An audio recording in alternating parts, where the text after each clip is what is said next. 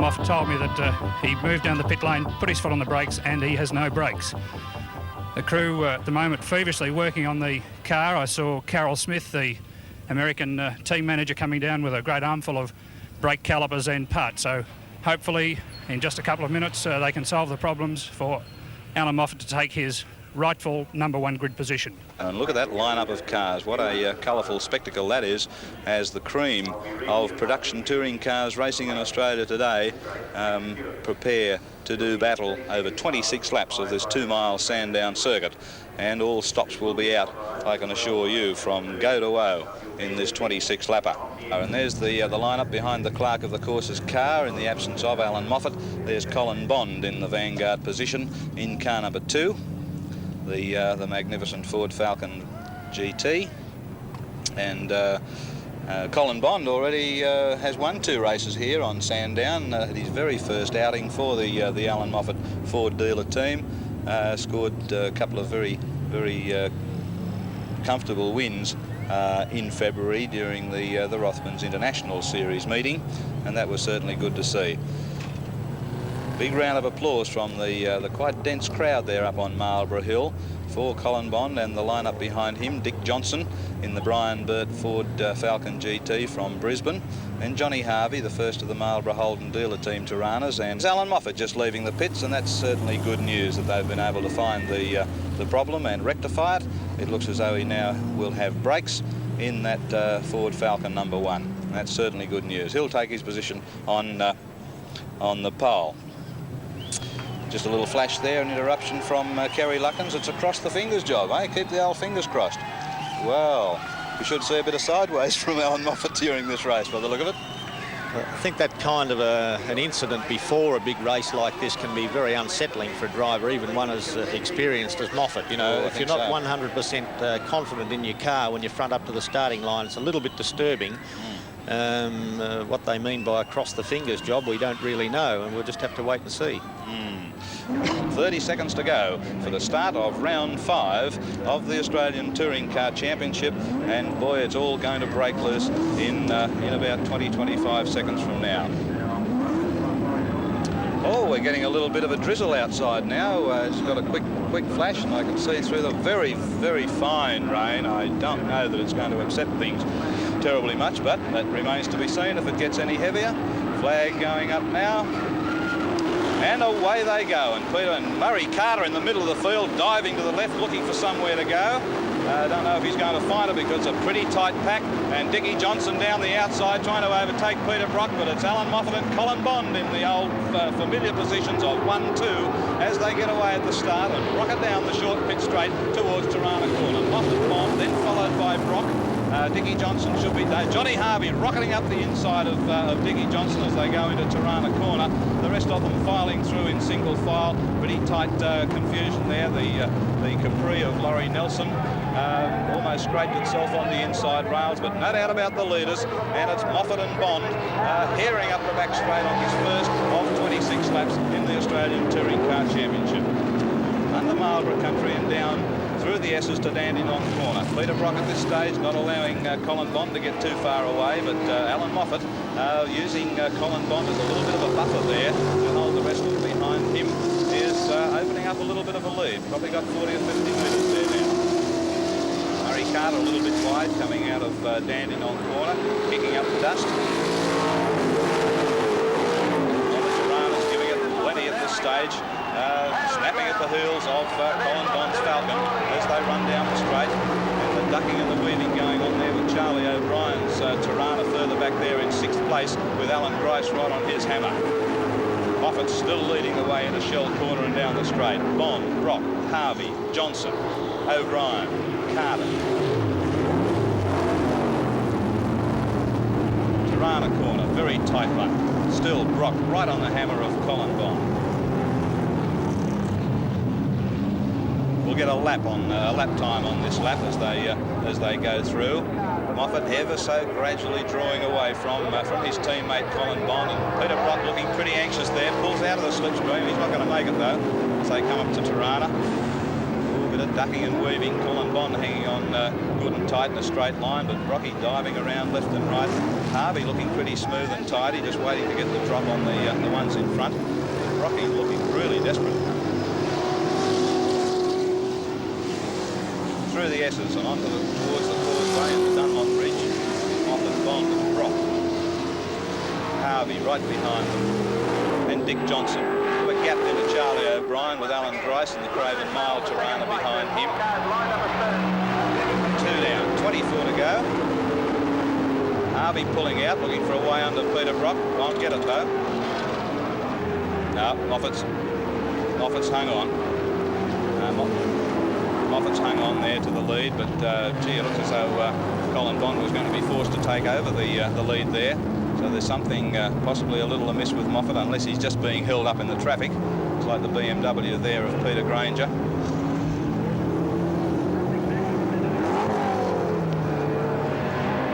But this is a very busy race. Let's have a look at some of the smaller cars. There's that dice we were talking about. Laurie Nelson, the Capri, leading Bob Morris in the Ron Hodgson Dolomite. Fair bit of smoke coming from Bob Morris's car in certain parts of the circuit, possibly an over full sump, but he's giving it plenty still. That Dolomite looks huge compared to the Capri. It does, yes. It's actually a smaller car, but it's a more chunky sort of car. It's higher, isn't it? Yeah, yes, look at that doesn't look very good to me. That engine must be really working hard, because that's a 2-litre car chasing a 3-litre car, and on a track which horsepower is a big factor. He's doing a tremendous job to keep up with that Capri. Right, that's obviously working the car very hard in the process. Well, Bob Morris knows just how hard those Capris could go too, because he's just had a couple of races in Lacus Mantica's car, and would you believe, lapping a second faster than Lacus in his own car. And he said to me, mate, he said, those Capris are just fabulous. There is no way that a Dolomite should beat a Capri if it's driven properly. He said, I am driving my, driving this Dolomite to stay with these Capris. I'd love one. But of course he's contracted to the Leyland dealer, Ron Hodgson, and as you can see, he certainly is driving his what's name out to stay with that Capri. He's giving it plenty. Right, up to the back to the leaders, who are now coming up the back straight.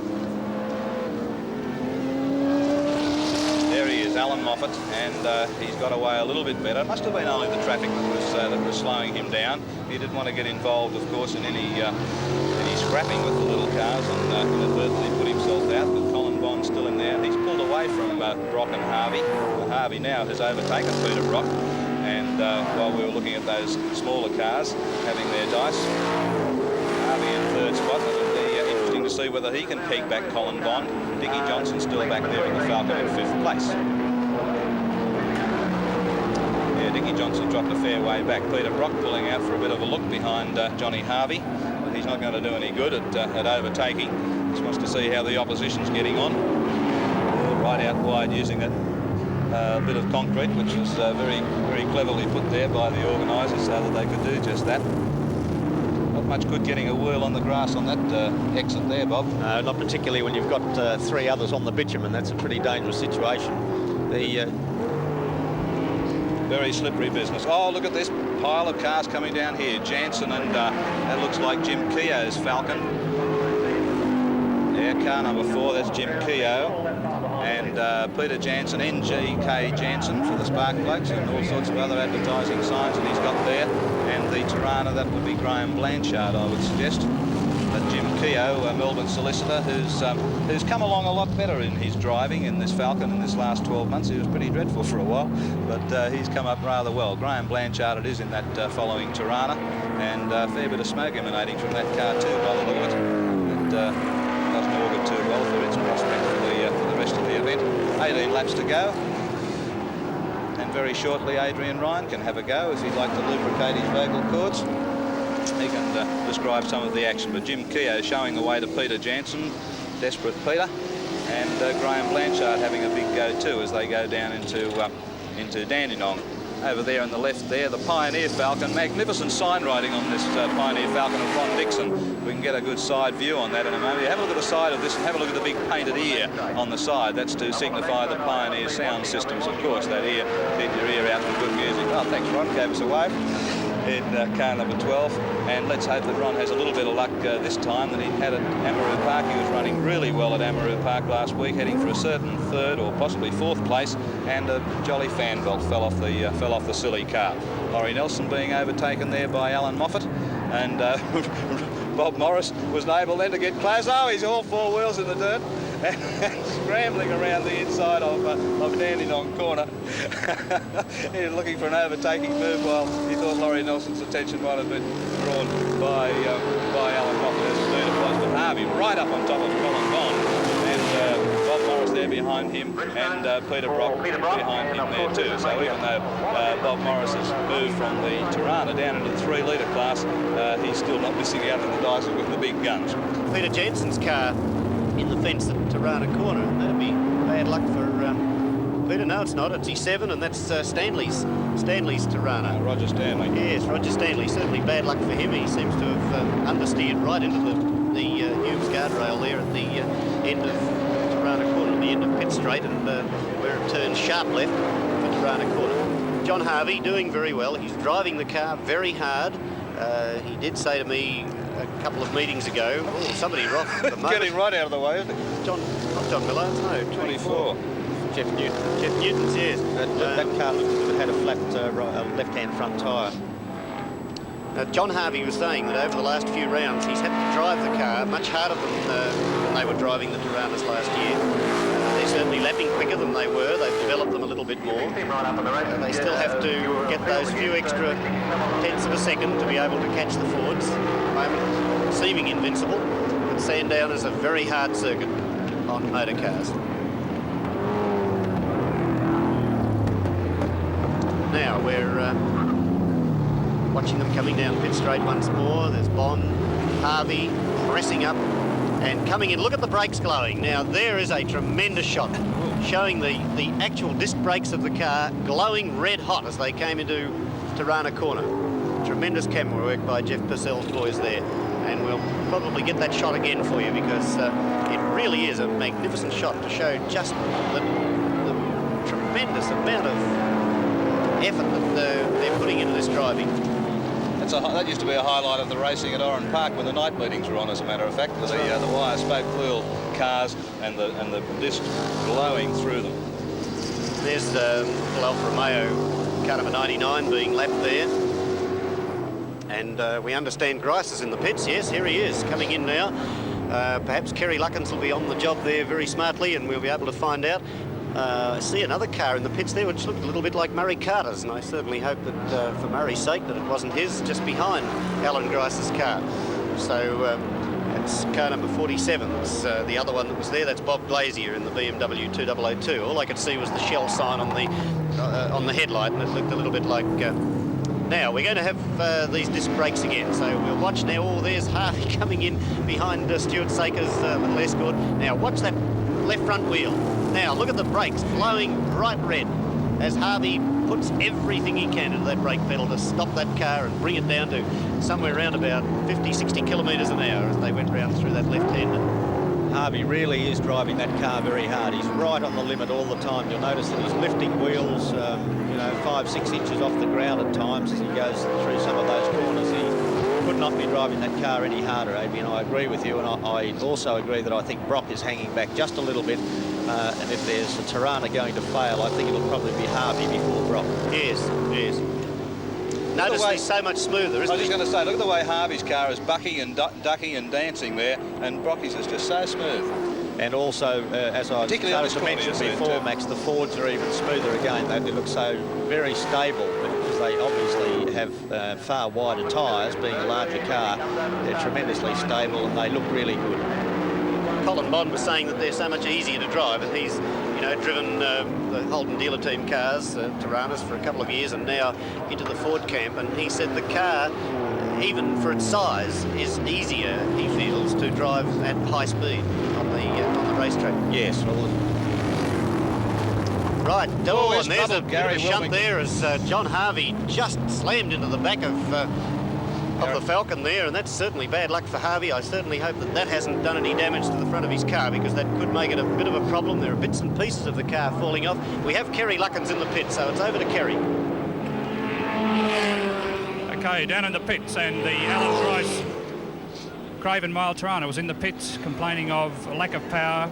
They don't quite know what's wrong with the engine, but he's going to continue and try and get the car through to the finish of this 1977 Sandown heat of the Touring Car Championship. Back to central commentary. Still Moffat out in front there and still got that handy 100 yards or so lead over Colin Bond, but Johnny Harvey trying like mad to get into that slipstream of Colin Bond's Falcon. He's a lot closer now. I think we might see it if he can run up close into Torana corner. He's looking as though he's trying pretty hard too, using all of the road there out of Shell to give him as much urge as he can get into Torana. Trouble is the Falcon's just got so much shove in the lower gear coming out of Torana corner that he's able to get that brake on Harvey's car in acceleration onto the back straight. Once he gets onto there, it makes it pretty difficult. There's Laurie Nelson's Capri, which is the lead car in the 3-litre class. Looks as though he's broken away. Oh no, there's Bobby Morris. He's overtaken Laurie Nelson.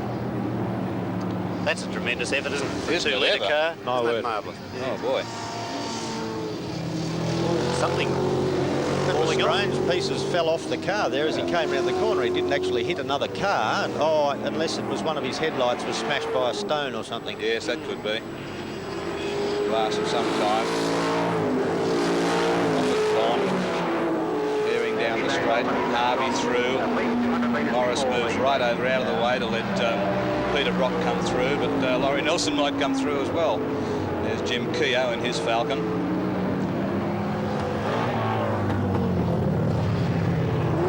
Moffat, Bond, Harvey. Harvey's much closer now, isn't he? They both appear to be catching Yes. Moffat also. I Yes. think the whole Tell you what, field Morris has has dropped bunched back. up considerably. Morris has dropped back. Where's he gone to? Let's watch for him. Keogh, Moffat, Bond again. Harvey, a lot closer as you say this time. Only about 0.6 of a second separating the two of them. Wheeler's Mazda keeping out of the race. Stuart Saker in the escort. Bob Morris has disappeared altogether because he's nowhere on the back straight. I can see, looking out of our OB van here, he's just disappeared. He just doesn't seem to be in contention at all. That smoking we saw from the engine earlier on may have finally taken its toll. And whatever it was that sort of broke off there at this point earlier may have been something. Bit of bad luck for Peter Brock here. He's got two slower cars between himself and Harvey. But look at Harvey now. Harvey really putting the pressure on as they come up to lap Keogh. And Keogh almost driving off the track to get out of the way, but Harvey right in the slipstream. And as you said, if he could get in that slipstream, he really might be able to do something about it. He's going to be a real nuisance now to Bondy. He's going to push him hard. He's going to try and outbrake him down here. He's creeping up on the left-hand side, but there's a slower car on the right-hand side, but a slower car there, and he can't make it.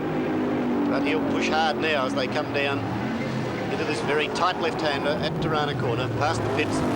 They're working so hard they wouldn't have even had a chance to look at their pit signals that time. Pushing away now, up the back straight, and away they go, with Moffat still the leader, Bond in second spot, but Harvey from the Marlborough Holden dealer team really putting the pressure on. That was Nick Louie in the yellow Mazda RX-3 that these boys just overcame. Now hearing up that back straight, they really are. Allan Grice out on the track again and keeping well out of harm's way to allow the leaders to go through. Bond and Harvey hounding the life out of him as they run down deep into Goodyear corner at Dandenong Road. And still Moffat isn't very far ahead. Look at that. There's only 40 or 50 yards there as he leads Brian Wheeler's Mazda RX-3 through the S's. And poor old Brian Wheeler must be wondering where the devil he should be. Rather be somewhere else, I think. Yeah. Right over to the side there is the way. That's where he's gone to. And Bond still with Harvey glued to his tail. Pulling away a little bit there, but still that the slipstream extends for about 40 or 50 yards. So John's still getting the benefit of it as they roar down into Shell. Just a couple of feet there between them. Go out wide, car 39 there, that's Ray Cutchy's Ford Escort. Broken away from that earlier dice that he was having with Brian Wheeler, and nearly another bump in the nose for Johnny Harvey and the Holden dealer team Torana. Harvey is trying absolutely everything he knows to get past that Ford, but I bet it looks 4 miles wide from where he is. Oh, yeah. And just as he looks like getting some kind of a chance, they run up to some slower cars. Here's the chance now, but he hasn't got the urge. He's run into a wall of air. And once he pulled out of that slipstream, and he's got to stay back. Setting up for the big wide line, round through the left-hander, wide again.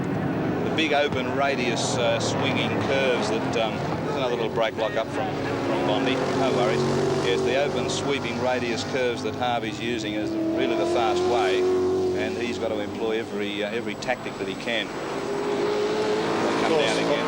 Bond being the seasoned campaigner that he is, this isn't really worrying him all that much. He's staying as cool as a cucumber, even though it's all happening right there behind him. Yep. Well, he says, I'm driving my race. Harvey, you make your own arrangements. If you can get me fair enough, but gee, you're going to have to work. What have we got? Three laps to go now, Max. 1.6 seconds between Moffat and Bond, so any slight mishap and anything could happen. Hey, this has been a good scrap. And the best part that Moffat hasn't, while he's leading, he hasn't pulled out so far away that nobody else has got a chance. Even Bond could catch him, although he's probably under orders to stay where he is. But Harvey, gee, he's throwing absolutely everything at that Torana, and at Bond as well. Into the slipstream again. Now stay there for a couple of 100 yards, John, and then pull out as you top the rise. But that Ford has got too much urge, just got too much go there. Torana can't stay with him. Oh gee, it's not stopping him trying. Ranger's right up alongside, tosses it around. Rocky's been left for dead too. Yes, he has. He's the challenge we predicted from him certainly hasn't materialised. He's still there, but he hasn't made any sort of a move at all. In fact, the gap between he and Harvey is lengthened considerably. Well, it's a couple of 100 yards. At this stage, with little 3 laps to go, I'd say that barring unforeseen happenings, this is the order we'll probably see them finish in.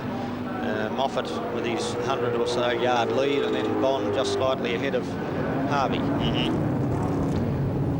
But it's not over till the checkered flag falls, and Harvey certainly won't be giving in until they reach sight of the flag anyway. Oh, inches between them there as they charge on. Better than 90 degrees that corner. It's probably what, 80, 85 degrees. And they're still doing 60, 65 mile an hour around that corner. Here he comes again. One more go.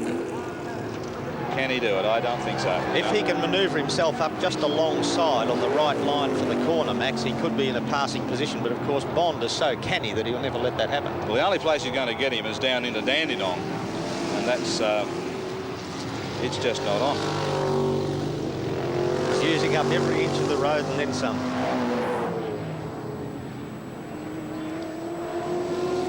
Moffat, Bond and Harvey. Peter Brock a couple of 100 yards behind them in 4th place. And further behind them, a long way behind Peter Brock, would be Dickie Johnson still in a Brian Bird Ford Falcon. Right, they're on the last lap. 1 to go.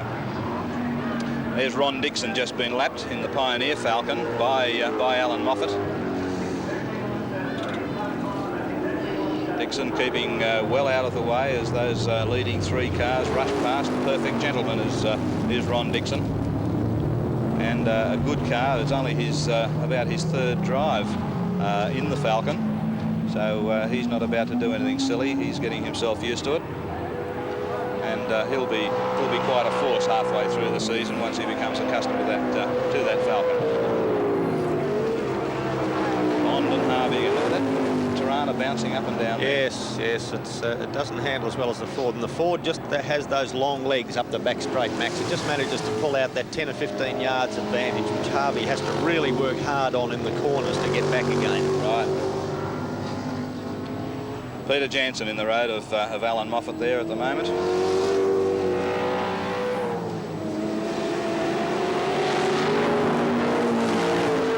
Staying out wide to let Moffat through, running the last time down the straight. The checkered flag will be out there waiting for him. There it is.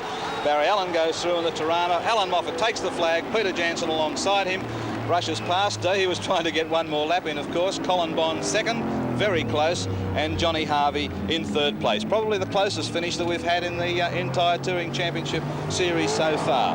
5 rounds, 5 wins to Allan Moffat, 4 second places to Colin Bond, and what a tremendous performance. Moffat has called in there probably to say a great big thank you to his crew and load them all on board.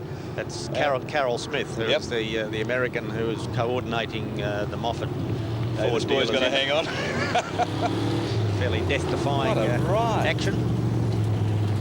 I wouldn't be too keen on that. I guess Allan does know he's there. We hope he does. I certainly hope that wing is strong enough. We shouldn't be talking like this. Looks like a fair bit of jubilation in the Ford camp as well. There should be. They now must have an almost unassailable lead in the championship. They certainly do. Oh, well, you know, there's only 5 rounds out of 12. They can still be beaten. That's right. And some of the rounds do count for double points, don't they? That's right. So, the long distance races. Really, the battle isn't yet over. But Allan Moffat, of course, has carried everything before him in winning this round 5, his 5th in a row of the Australian Touring Car Championship. Teammate Colin Bond 2nd, and Johnny Harvey, the first of the Toranas to come home, in 3rd spot. This is very important when we're watching these old races to remember that this sort of facility has grown out of that, and it's vital for motor racing that we have permanent facilities. Street circuits are fine for something a little bit different, but permanent facilities are something where driver training, where testing, where motor racing can go on almost every day of the year, as it does here at Eastern Creek. So it's a vital facility.